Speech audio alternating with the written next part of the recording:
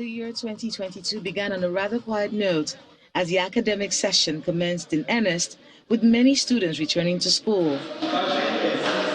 That resumption euphoria was cut short for students in public universities. What started as an initial industrial action on February the 14th snowballed into an 8-month-long disruption of academic activities.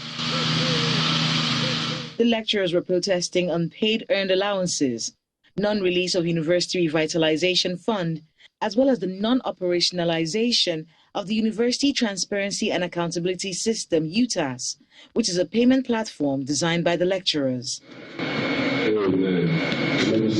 There were several attempts to resolve the issues, but the federal government and the union could not come to an agreement. All these issues we are discussing, we can resolve it in 1 week. If this country is to declare emergency education because of what we are seeing today, we will solve this problem in less than 3 days. I don't think that we'll waste too much time in dotting the T's and I's, as I've said, because we have agreed on certain things and put timelines on them. When the negotiations did not yield much result, the government approached the judiciary to intervene. A recommendation by the appeal court for an out-of-court settlement did not force the lecturers back to the classrooms. In what appears to be a move to break the union's ranks, the federal government registered the Congress of University Academics, CONWA, a splinter group from ASU. In the exercise of the power conferred on me as Honorable Minister of Labour and Employment, do hereby approve the registration of 1. Congress of Nigeria University Academics, CONWA. 2. Nigerian Association of Medical and Dental Lecturers in Academics, NAMDA. Following the failure of the government to resolve the issue, the Speaker of the House of Representatives led the renewed negotiation to get the lecturers back into their classes. Nevertheless, students are glad to be back in school. We're happy that we're coming back to school. You don't expect to receive salary after you've not worked for the past 7 months. However, the lecturers did not back down in their efforts to ensure that their demands are met as the union held protests in various parts of the country, including the nation's capital. The lecturers are further protesting the payment of half salary by the federal government in October. The Speaker of House of Rep, he has intervened, and we've given him the honor to do the needful. The strike has been called off, and the government has paid them what is due to them. While the crisis remains unresolved, the lecturers are back in class. The Academic Staff Union of Polytechnics went on a 2-day warning strike in May. The government was successful in resolving the issues.